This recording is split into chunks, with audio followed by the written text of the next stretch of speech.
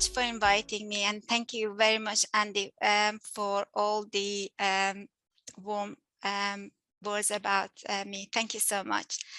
So I usually attend these seminars and webinars, and sometimes I feel like some of the stuff that I might not understand properly in, when I attend the webinars, that the topic is a bit different from my background.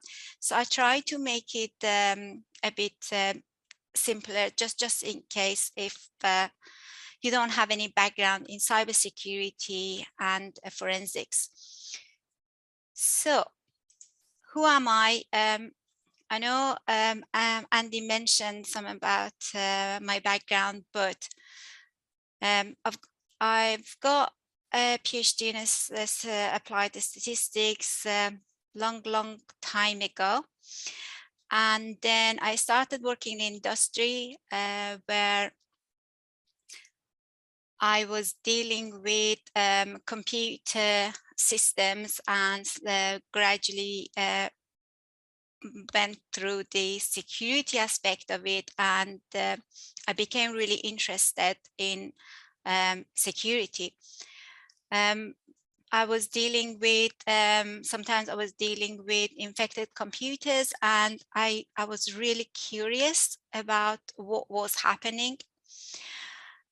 So that made me to look into digital forensics. And when I found out about digital forensic, what is digital forensic? Because I didn't know anything about digital forensic at that point. And then I realized actually going to digital forensics is bringing my childhood memory, because, bringing my childhood dream. When I was a kid, I always wanted to join law enforcement. I always respect them. I always felt like, okay, they are protecting the society. So I always wanted to do that. But, you know, life took me to another side. So, but one of the issue with law enforcement was I never wanted to deal with, you know, blood, those nasty scenes, these sort of things. So digital forensic was basically the perfect solution, perfect things that I wanted. So digital forensics basically is being detective in digital world. That's the whole goal of digital forensic is. So I went and did a master degree in forensic computing and security, and then my passion was to pay my debt to the society. You know, people helped me to get where I was, and I wanted to help the new generation. So I started. I applied for a couple of universities, and at the end, after a year, I ended up coming to Sheffield Hallam University. I loved Sheffield Hallam University because people are so friendly. I mean, Sheffield people are really nice. I'm not from Sheffield, and but I love this town, city, sorry. So anyway, after a year, as I mentioned before, I was really passionate about digital forensics. So after a year, became course leader. And since then, I've been trying to improve our courses, improve and promote our, cybersecurity course and digital forensics across North area. One of the things that I'm really passionate about is bringing girls into IT industry.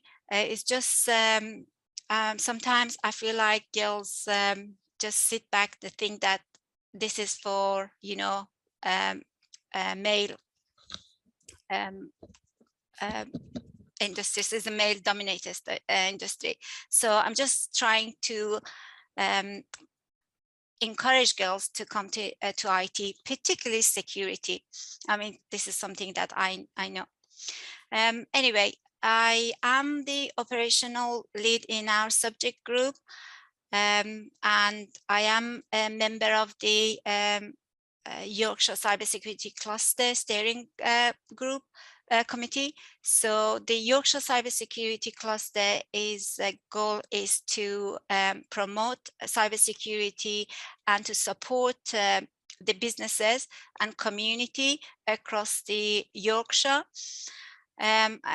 Because of that, we work with many people, so that will help to connect universities with industry. One of the problems with universities are sometimes you end up just teaching, but you don't have a connection. But Sheffield Hallam, being an applied university, is, I mean, we are so proud that we have a strong relationship with businesses, and our students doing placement, learn a lot about what is happening in industry.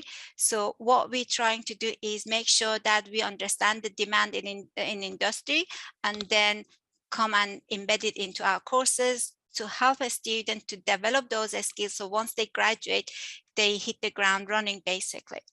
I am active in research. I'm the associate editor of one of the journals in cybersecurity, and I'm a member of the research group at Centric, which is a research center at Sheffield Hallam University. And they've got many projects working with law enforcement and Europe.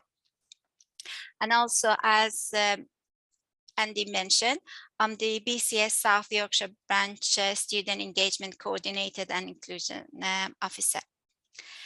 Right, okay, sorry about that. So by the end of this session, you will be able to answer the following questions. I thought this would make it a bit easier. So you will find out about what is digital forensics.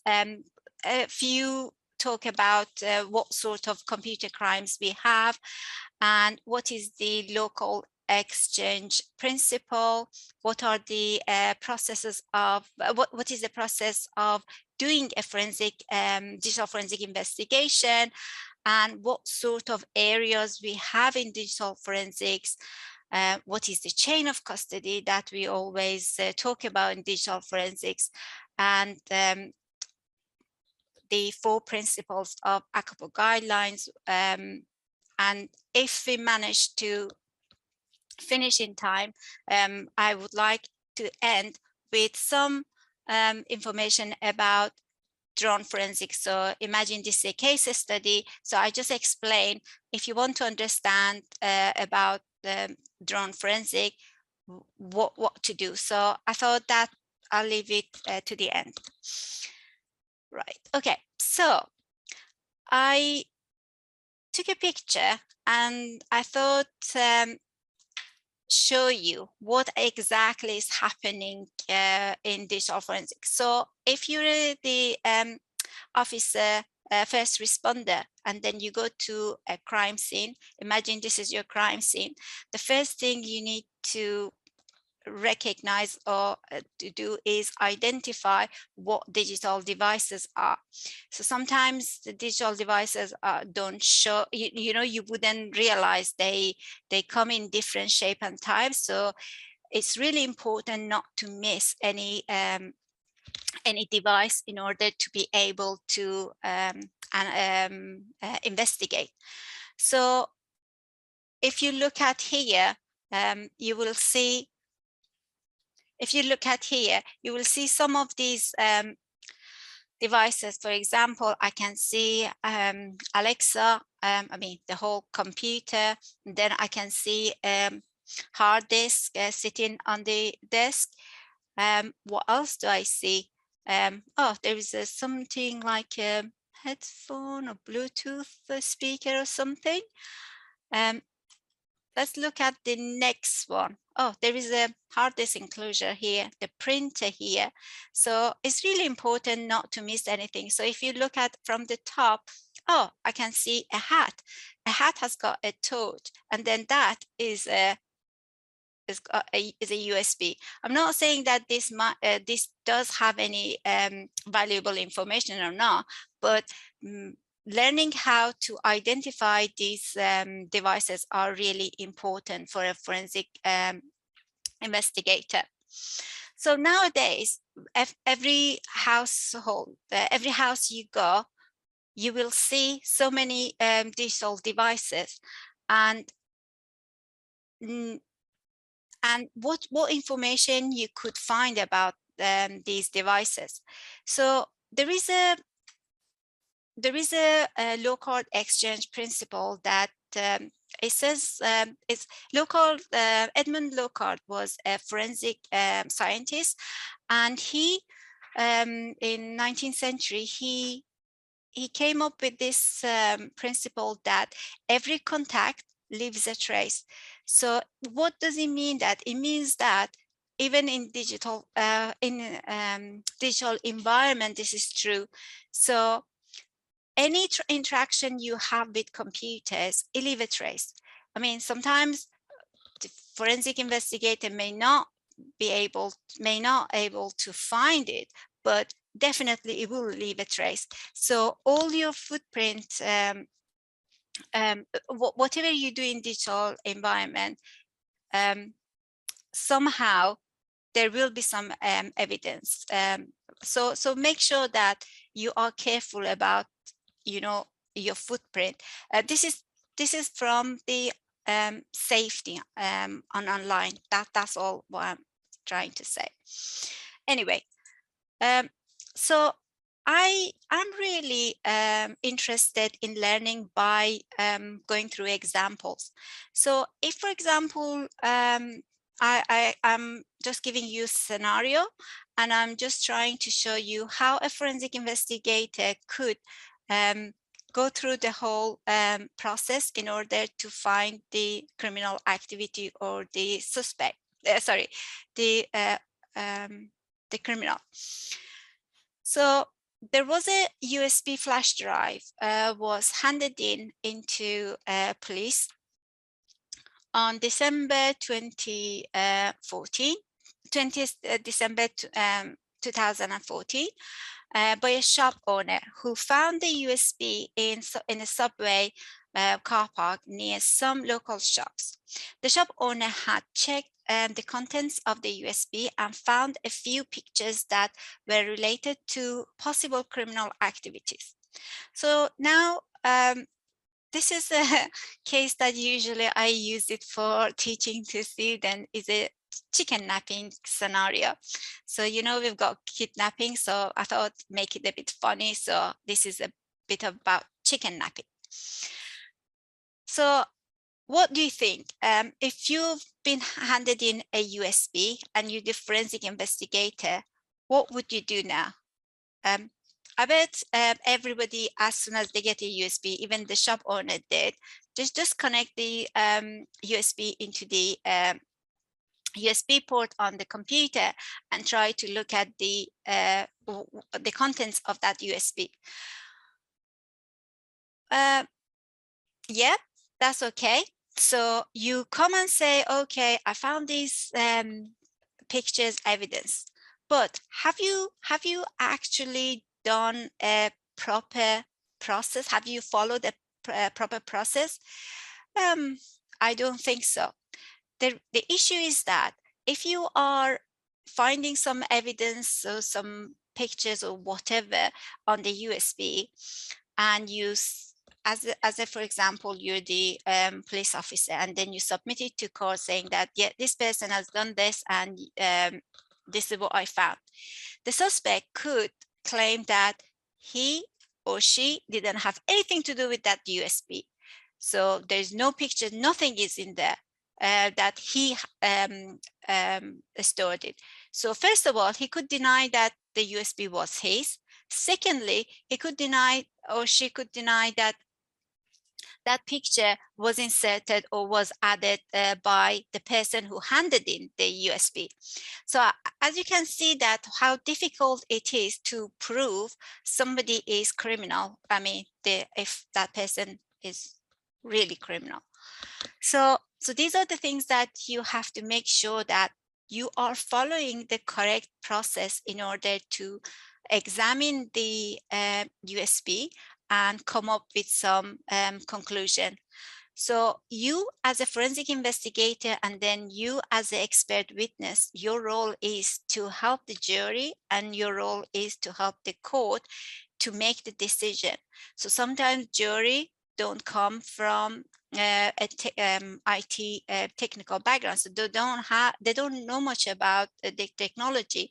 So your job is to speak simply and to make sure that they understand what you're trying to say, and help them to decide about the case. Not always the cases are criminal. Sometimes it's civil case, or sometimes, for example, you've got an employee that still steals some data from the company, or when the employee is not happy with the employer, they send or transfer some sensitive information to the competitive. So these are things that a forensic investigator might deal with. So what is the process of forensic investigation? Before I move on, this is okay. I'll say it after. So this is what happened with the USB. So the forensic investigators created an image copy of the USB, and they used one of the forensic tools in order to find out what the contents of that USB were. So why do we create an image copy? The image copy is because we want to make sure that we're not tampering with the evidence. So when we say exact image copy, it's just the forensic terms that we use, that we make sure that every bit of that storage device being copied over, because sometimes there are some spaces on your storage devices, on your hard disk, that they're not allocated. They're just there, but the user doesn't see. So anyway, so there were some pictures that were on that USB, and there were some deleted pictures. So the forensic tools are able to recover those. So these are our pictures that they were found on the USB. So as you can see, this is a scenario of chicken napping, and this is the I don't know whether you see my mouse, but this is a ransom note that it was asking for money. So when I talk about ransom, I just remember of it reminds me of ransomware attack, or some other attack, or some other computer crimes like identity theft, fraud. There was phishing emails or text emails people get in order to trick them into handing they login details to their bank or whatever. So some of the computer crimes, as I said, are I mean, mainly is to do with fraud, but child pornography, this sort of things. So these are some. But just going back to here, to this scenario, so these are the pictures that they were found. Then the forensic investigators found some deleted pictures. So these are where deleted pictures that they were recovered. And as you can see like a distorted picture of a animal here, and that was basically it was carved from the USB spaces within the USB. So how to find information, how to find damaged files within the storage device, that is a part of the forensic investigation. That is called carving. It means that each file has got a signature, and based on that signature, you go and search for it using your forensic tools in order to find it. So this is another another aspect that forensic investigator deals with. So there are different techniques we use in order to speed up our investigation and in order to be able to do our job.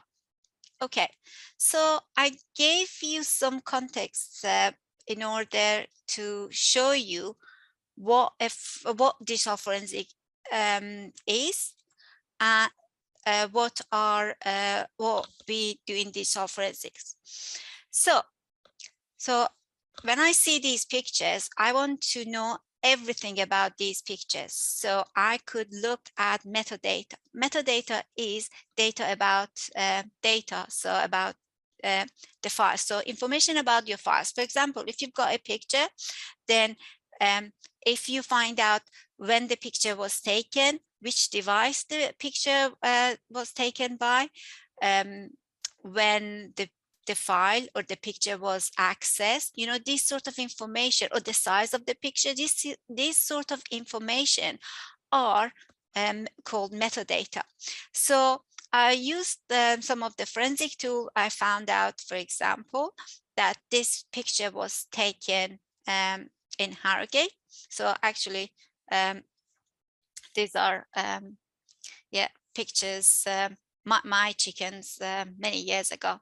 Anyway, so I found out the date these pictures were taken. So these are important because I'm trying to create a story. You know, I'm trying to create a timeline of events, what happened and who did what. So these are the information that I'm finding from these pictures. Then I see these pictures that have got different dates on them and different places. So for example, one of them was in North Yorkshire, one of them was in one of the train station in Leeds, and some of the pictures were from abroad. So perhaps the suspect had been traveling abroad. Right. Okay. So yeah, the restaurant, it was in Leeds. So when I see these, right, you know, when you are a forensic investigator, you have to have some skills, different skills. So you have to think a bit outside the box. So if I'm looking at these pictures, I'm looking at, you know, the information I have to think about, you know, common sense. I have to think about from like a detective, because if, for example, this picture was taken in a restaurant, so maybe the restaurant had a CCTV or something that I could connect the suspect to this USB. So the picture was taken 30th of May 2014. So if this shop, this restaurant had the CCTV on, I could have found out, oh, okay, I could see who was leaving or who was coming, and it would give me, you know, a number of people that might be a suspect. So then I could investigate further. Right. So I've been showing you these pictures. I've been telling you a story about how I would think to investigate this. And now I want to say, right, we've got this, but what exactly digital forensic is? I keep talking about digital forensics, but what is digital forensics? So digital forensics is the process of uncovering and interpreting electronic data for use in a court of law. The goal is to preserve the evidence, you know, the case that I was telling you, make sure that the suspect in court wouldn't be able to say, you planted those pictures in my USB. So it's very important, this is like a first thing, is that make sure that you are not tampering with the evidence. That is why you're creating the image copy of the evidence. So the process is you preserve the evidence, and then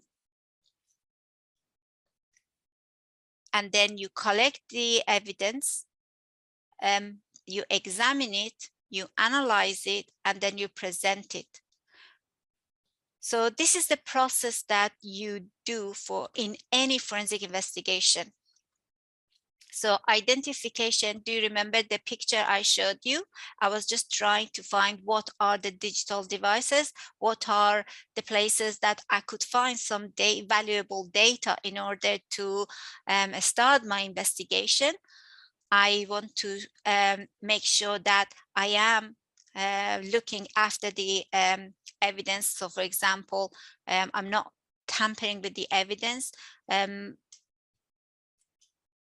Make sure that I know how to extract the data from these devices. One of the challenges in digital forensic is that we've got so many types of devices, and you have to know them. You have to beforehand, you have to play around with them to understand how their structure is, where the data is stored, how to extract them.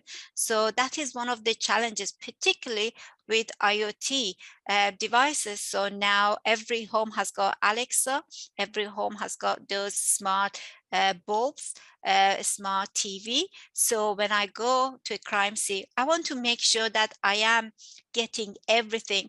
I want to make sure that I'm not sending an innocent to prison. I want to make sure that I'm doing my best to do my job well. And then once I've gathered these evidence, I need to interpret them. I need to examine them, and I understand what exactly is happening or happened. So sometimes you see some data, and that data is showing something, but actually you need to validate. You need to make sure that that is the real thing, you know. And then once I've finished with that, I need to present it. This doesn't have to be court. It could be a corporate. It could be in a company that you are a breach has happened, and then you are the responder. You have been asked investigate how the attack happened, and how it happened, who did, and then when, in order to prevent the attack from happening. So any company or any organization that they've got computer networks, and they've got, you know, using computers, they need to have somebody there to help them with forensic investigation, because whether you want to, you want it or you don't, you might have an attack. Right. Okay. So the digital forensics is a multidisciplinary science, and in digital forensics, you want to create a picture of the events, a true picture of the events. Who did what, where, and when. We in the news, sometimes you hear about, for example, mobile phones, and you hear about sometimes people delete things and then they sell it, you know, their devices, and then they found out, wow, somebody else had recovered the data. I'm just I have to say this because it's really interesting. We had a student.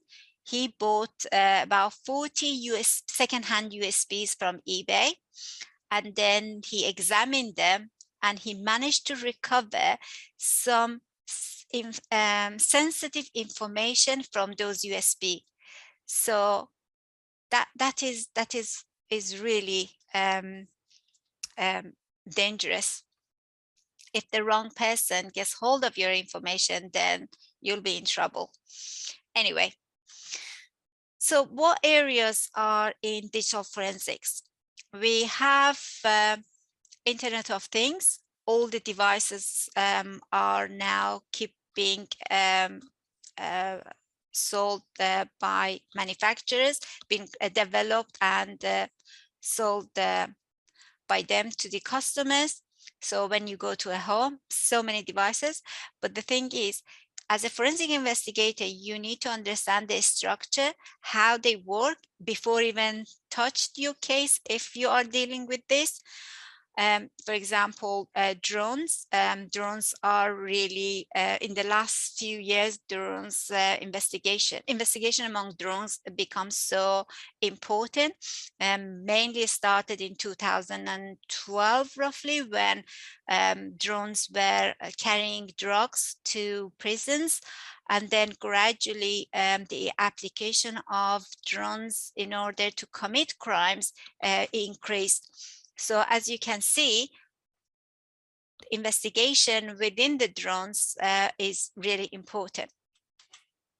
Right, then we've got network forensics.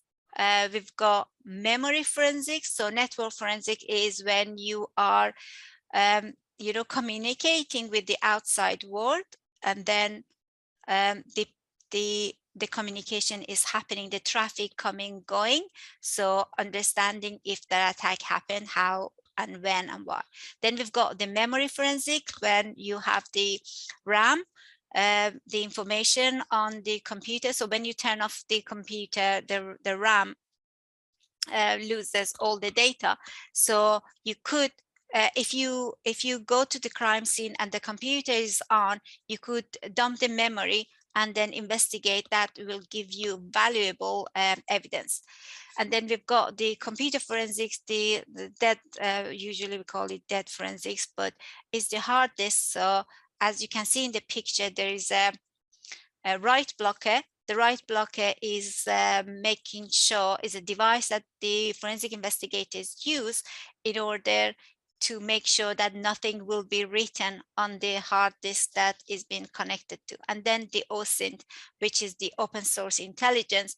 So sometimes you have to understand or know your characters, you're the suspect, in order to better, in order to do your job well, because if you understand the personality of the criminal, then it might help you to know where to go to find your evidence. This is why we call it multidisciplinary science. We've got these devices. I was just found out is only is 6:45, so I'm just rushing a bit, sorry. EnCase is one of the main tools we use, and is mainly used for hard disk investigation. Then for online investigation, for example, social media investigation, then internet IEF, Internet Evidence Finder from Magnet, is a really good tool. In digital forensic, you shouldn't be relying on one tool. Always you have to validate your finding using another tool. Make sure that you're not making sure that you found the correct evidence. And then you've got FDK, which is the forensic toolkit that is similar to EnCase and IEF. These are the main ones that most forensic investigators use. Then if you're dealing with mobile devices, then you use Celebrite. We've got XRY company, but Celebrite is a bit more well-known, and they've got devices that you could connect the mobile device to the UFED touch, which is, this is the device is called, and then extract the data and find out about the contents of the device, whatever is in that device.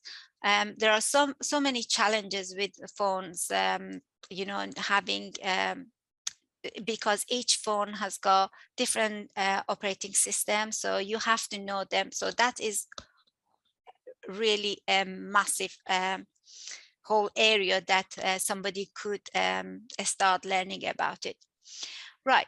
So when we want to do the forensic investigation, we always think about the 4 principles of Hackable Guidelines.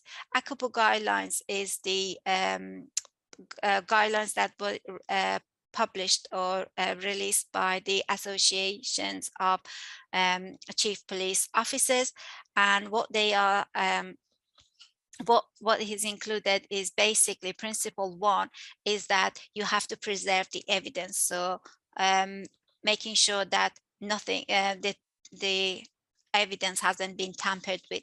Then there is whoever is dealing with the evidence needs to be competent. So that is the second principle. And the third one is the chain of custody. What is chain of custody? Is that you need to keep a record of whatever you are doing with evidence. So for example, if I get the hard disk, if I go to the crime scene and I see the hard disk, I need to document, for example, the specification of that hard disk, and make sure that saying that, okay, this is the hard disk at this moment, I've got it, and then you have to date it, and then they call it bag and tag it, and then send it to the lab. So at any point of the time, you need to make sure that there is a chain of, make sure that a record of the situation of that evidence. So that is called the chain of custody. And this is very important. And then the fourth one is only one officer is in charge of the whole investigation. Right, I know I've only got 10 minutes. So I provided some link for you if anybody would like to do further studying. This is to do not only forensic, it's to do with the cyber security. So these are free resources for anybody who's interested.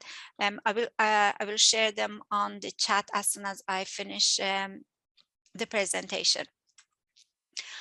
Right, okay, let's now go back to our story. So the story ends by, we found out from all those pictures and those deleted pictures, our investigators found out that the cat was the culprit in this scenario. Yeah, and the cat, so the picture that you can see on the top, the picture had a location, and then because from the CCTV we found out roughly who were coming and going to the restaurant, and then we found out, we just chased people who were, or anything related to these pictures, and that was our cat. Right, I hope this was useful and enjoyed this so far. Any questions? Okay, so we have a few questions, so we're in the chat. So if anybody's got any more questions as well, please put them in the chat, and we'll and we can ask them to Shah. We could ask them to Shahzad as well. So so firstly, Shahzad, thank you for such an amazing talk as well, and it was very, very interesting as well, and very informative and something. So we have a question. So when you talk about creating an exact image copy of a device, what do you use to verify the cloned image is an exact image of the device, and does this vary depending on the device? So if we use hash values, so is the creating hash values is like MD5 and SHA-1 and SHA-2. So these are the functions or algorithm that the input, when you have an input, there is only one output, and then so when you have got two things exactly the same, when you run this algorithm, you run this algorithm on them, then it will give you one value. So that's the unique value. So it's like it's a digit, is a long digit, depending on what algorithm you use. Is a long digit, and then it shows you that the image you've created is the exact copy of the evidence you had. If you search for MD5 or SHA-1, SHA-2, you could see, but I could show you if you want. Yeah, that'd be good, thank you. Could I just few minutes spend on drone forensics, because Yeah, of course can. Yeah, of course can. Okay, so I mean, even if we run over 7 o'clock, that's not a problem. Oh, okay, all right. So I was yeah, so worried. there's no time. There's no sort of time limit. So okay. So yeah. Continue. Oh, so there's no more question then. We've got some questions. Yeah, we've got some questions. Okay. Would you like to show? Sure. That first, and then we can continue back with questions. Yep. Awesome. Thanks.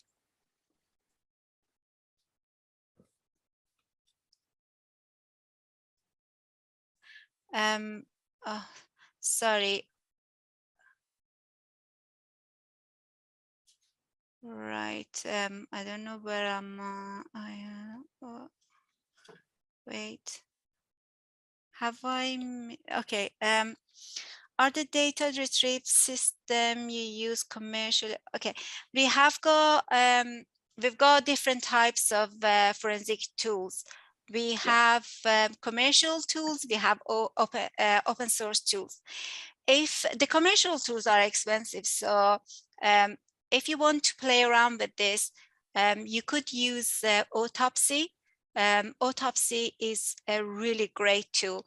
I mean, I was working on a case myself when we were in lockdown, and it was a real case, and I didn't have access to the commercial tools. So I use Autopsy to do to investigate my case. So Autopsy is really great. FTK Imager is part of the Access Data company. FTK Imager is free. So using FTK Imager, you could create images, and then, I keep talking about creating an image copy, and then you don't, not tampering with the evidence. So with FTK, you could do that. So that's free too, and it's great. Right, okay. Have I missed any questions? There's a question. There's a question from Amy. Do you use a specific tool software for copying the evidence? Yes. I mean, most of the tools, forensic tools, have got the capability, but most of the forensic investigators are fond of FTK Imager. It's free and easy to use. Yeah, I use FTK Imager a lot. So we've got another one. What competence and resources do our police have regarding digital forensics? So first of all, there are two ways of doing this. First of all, some of the I mean, I don't work in law enforcement, but this is as much as I know, so maybe it would be better a police officer to explain. However, things that I know is that sometimes the police officers sent to, I mean, not sometimes, most of the time, they are sent to training training courses. So as an investigator, it's really important to develop your investigatory skills and develop your digital forensic skills. So when the police officers go to these trainings, actually they've got, the best of two worlds. And then now the police law enforcement are outsourcing. Sometimes they use other companies to help them to go through the backlog. And the other thing is that they recruit the graduates or people from outside. So many of our students are recruited by West Yorkshire Police or South Yorkshire Police or other areas. So yeah, so these are the way that the police or law enforcement making sure that the law enforcement have got those skills to deal with cases.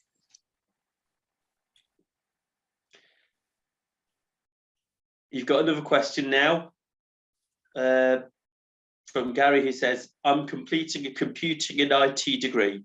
Would a cybersecurity degree be a better bet for moving into digital forensics? Okay, so this is, I always tell my student, if you want to be a good forensic investigator, you need to know a lot about networks, computer networks, you know, how computers are communicating, and then know a lot about cybersecurity. So this is the example I always tell. I said, if you don't know the layout of your house, if you don't know, for example, where the bedroom is, where your windows are, then how would you investigate when there is a break-in?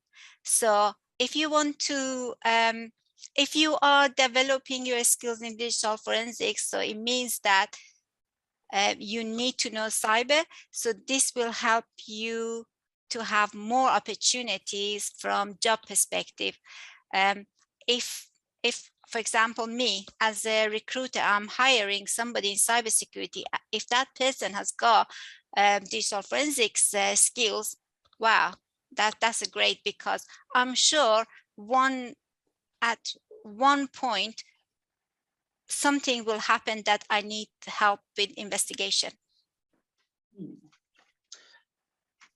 Another question as well. So let's see, how do you find what algorithm has been used to encrypt data, and won't some algorithms take a long time to crack?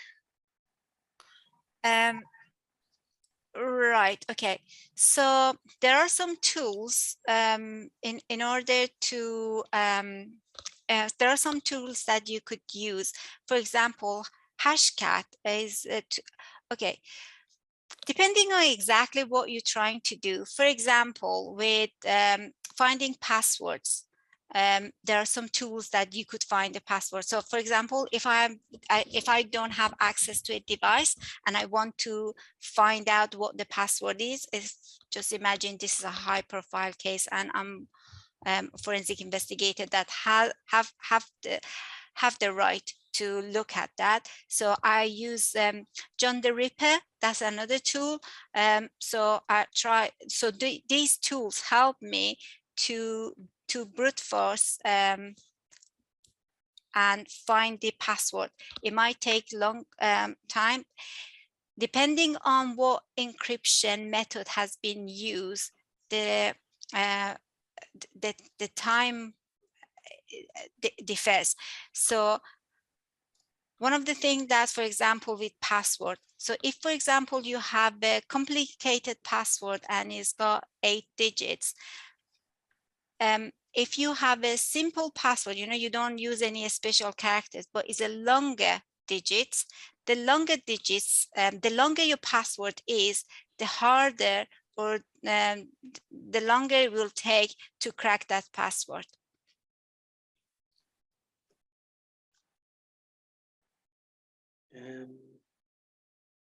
So we've got another one. So say for example, in 5 years time, what future trends do you see in computer forensics?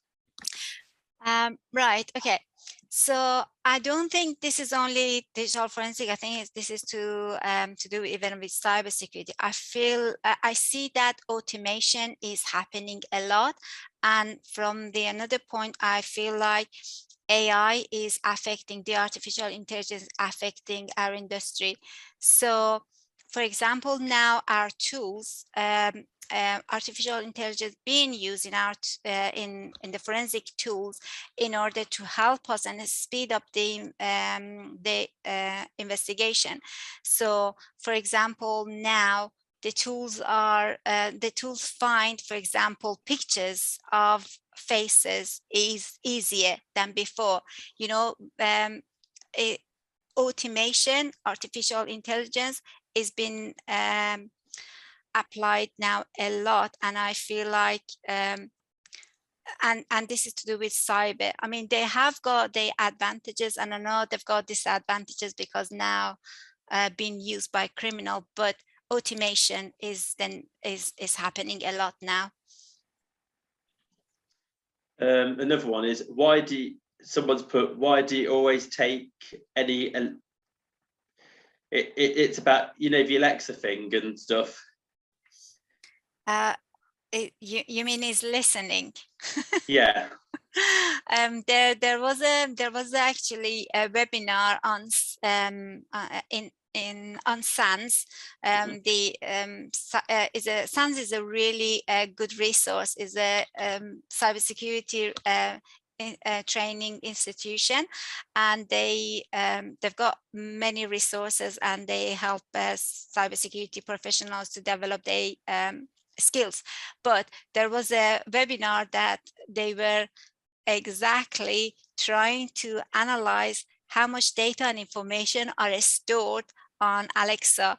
So Alexa sitting there and listening. So yeah, still you could get some information. And someone's put, thank you very much. Are the data retrieval systems you use commercially available for where people have lost important data due to accidental or deliberate damage? Right. Okay.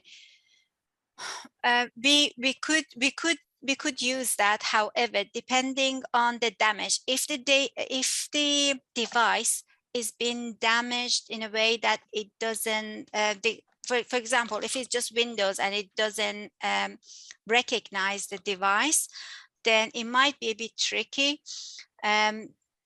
So with hard disk, I know that what happens in when you send your hard disk or USB to a company to recover your data, basically what they do is they buy an exact a USB or hard disk, the same as the one that you have, and then they swap the components that they broken, and then this way they recover it.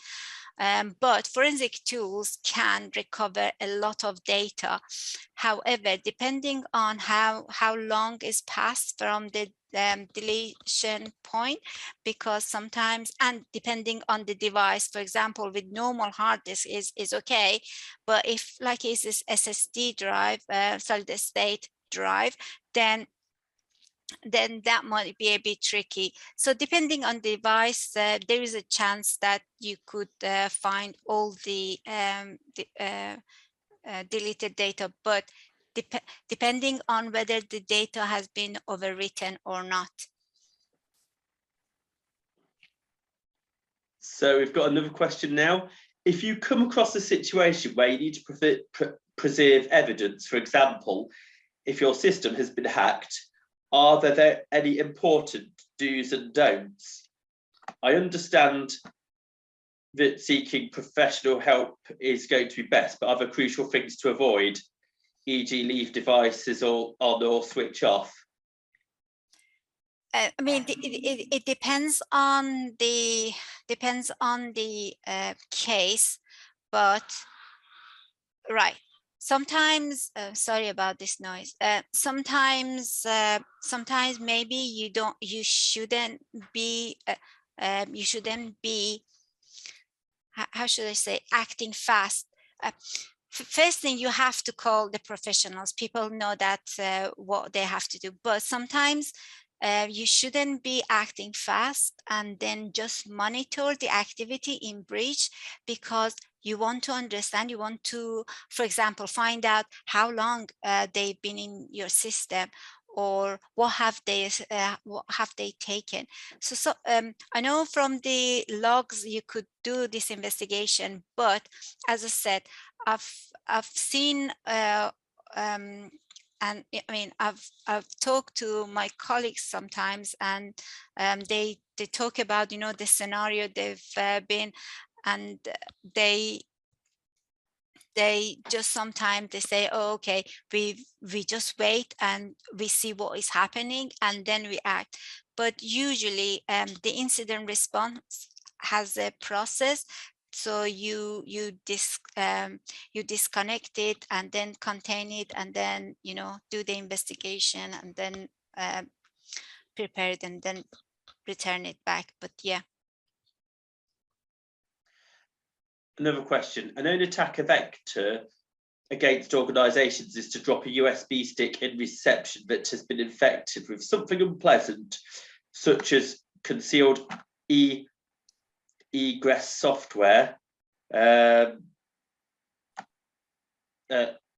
Egress software. It relies on someone plugging the USB in to see what is on it and who might have lost it. We recommend that such a USB is never examined by anyone expecting an expert with specific tools. And you've got another one person saying that any advice or tips for those wanting to move into an analyst position and starting out with in DIFR with some experience from prior classes and labs with these tools and the DIFR process. Do these tools have any certification at all? Sorry, I missed. So if you find a USB, never insert it. So when somebody is going to look at that USB, it has to be in a sandbox. So making sure that you know what you're doing. Otherwise, you might infect your system. So never use that. I didn't understand the second part of it, Andy. So I'll read the question out again. So any advice or tips for those wanting to move into a analyst position and starting out in DIFR with some experience in prior classes and labs with these tools and the DIFR process? Do these tools have any certifications? Oh yes, they have. They're right. Okay, so I suggest in the beginning, just start using the free resources and just try to learn. I know that industrial certification are really important, but it will take a while for you to learn this field, learn in this field. But SANS provides training courses, and they are really good. However, they are very expensive. I am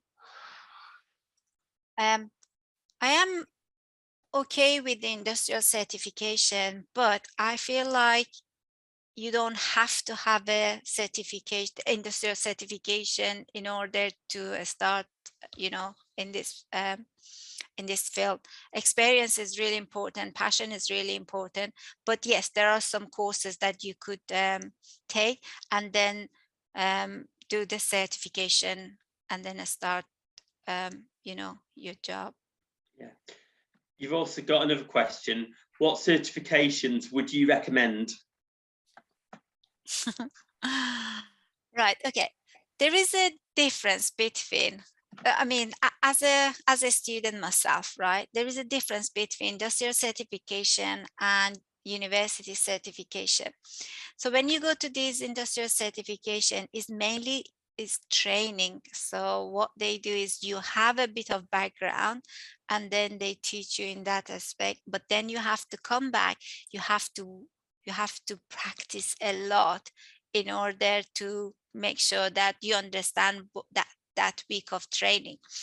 With universities and degrees, you have like a 3 or 4 years, and then when you come, not only you developing those, you know, you have got time not only developing understanding, you know, foundation of the field, but first of all, you have time. Secondly, you develop other skills that you need to develop before you know, starting your job, depending on you basically. as I said, I had my PhD, but when I went to when I did my master in forensics, I learned a lot, and I feel like if I had attended those training, I wouldn't have learned that much. The reason is those training are short and then they're expensive. Whereas with universities, you have time, you can, go do it. It's just like you can't learn, you can't learn really fast. You have to practice. Do you know what I mean?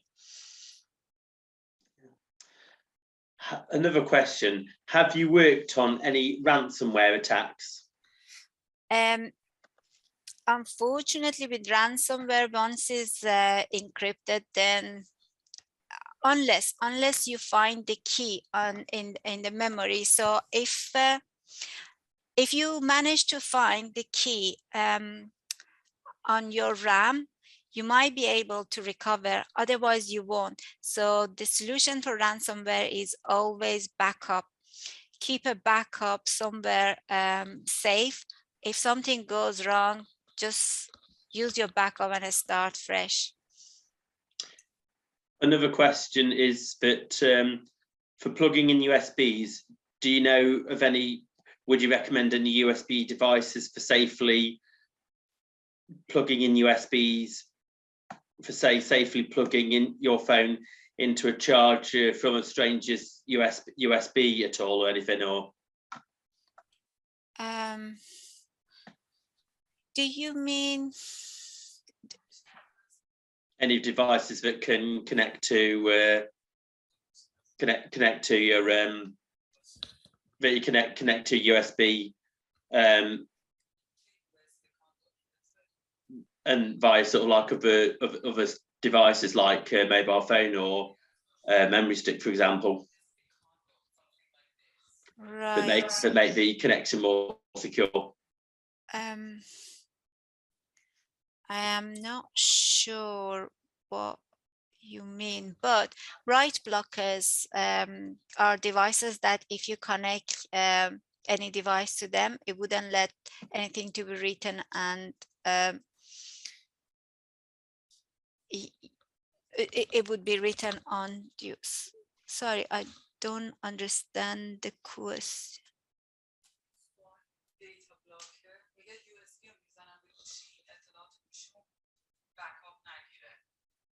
Right. Right. With with phones are a bit different. Right. I have to find out. I'm not sure. No worries. Thank you. Another question: what techniques employed by users make forensic investigation very difficult? Sorry, say again, Andy. Another one is: what techniques employed by users make forensic investigation very difficult?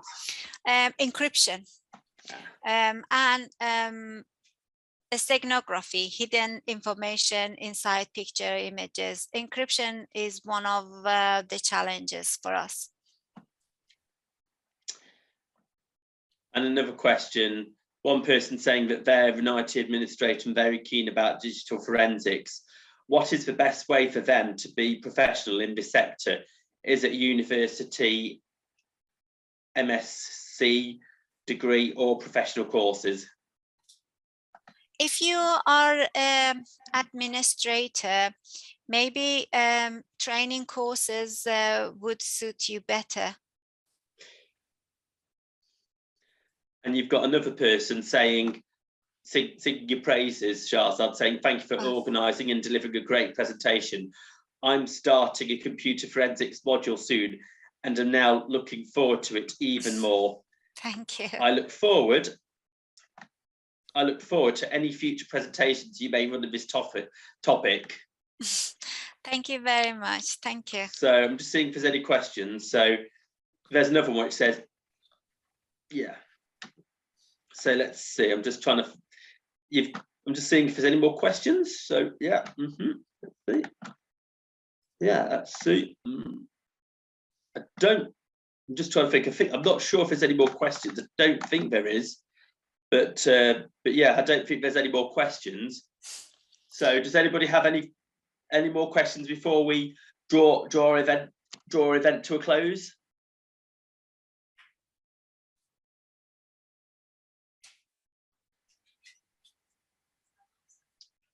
Cool.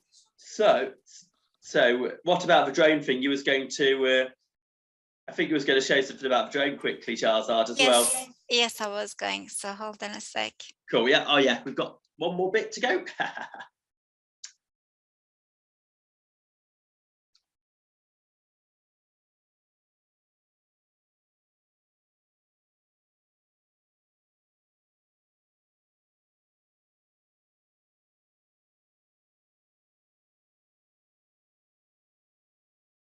Sorry, just hold on a sec. Let me share my screen. No worries. That's fine. Okay. Yep. Just quickly, because I know now we are. Sorry about the noise outside. Yeah, no worries. It's been a great presentation. Right. So I just wanted to show you. Let me go present.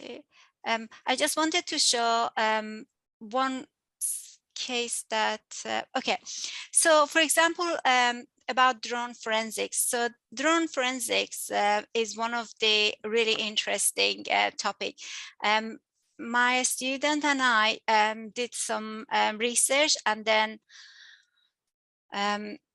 published a paper related to drone forensic. But because now is a bit too late, so I'm just gonna say I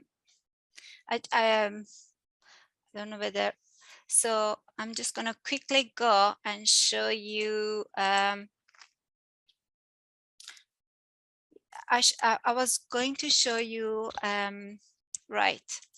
So we found some data on NIST website, VTO Labs, and then we investigate them, and then things that we found about drones. So I'm not going to go through everything, but I'm just going to say what information you could find related to drones. So for example, the forensic process for drones is that you acquire the data, that extracting data, establishing the flight data and media taken by the device. So what pictures are taken, videos, and then establish the ownership. So the ownership is really important to, the drone and the phone. Who has the phone in order, or who has the controller in order to fly the drone. And some of the challenges was there are different places the information are, and then if you only if you only have access to the drone, then you are missing a lot of data from for example, the mobile. So so these are things that we found, but as I said, I don't want to take your time, but I'm just going to go quickly to the conclusion that places that we found. Sorry, could you say that again? Sorry, this is how Siri listens. Anyway, places that we found with drones is the internal memory, the SD, and then there is external SD card, and then there is the mobile application of the phone. And I'm going to go quickly to conclusion because I wasn't sure. But anyway, so the conclusion about drone forensic is that you need to extract the data from each part of the drone that includes the data. For example, the internal SD, the external SD, and the mobile application. So you examine the internal SD, and then you analyze the flight log, and then you examine the external SD, the media, and the application, the DJI application. All of them have got information. And the last, you establish the ownership of the drone and the phone of the person. I think I should finish it. So thank you.